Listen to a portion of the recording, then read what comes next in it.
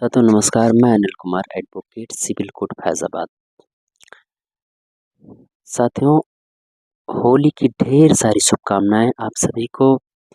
आप सब अच्छे से त्योहार मनाएं, किसी प्रकार कोई लड़ाई झगड़ा ना करें और मैं कुदरत से ये प्रार्थना करूंगा कि सभी के जीवन में रंग खिला रहे और किसी प्रकार का कोई लड़ाई झगड़ा ना करें, सौहार्दपूर्वक होली मनाएं और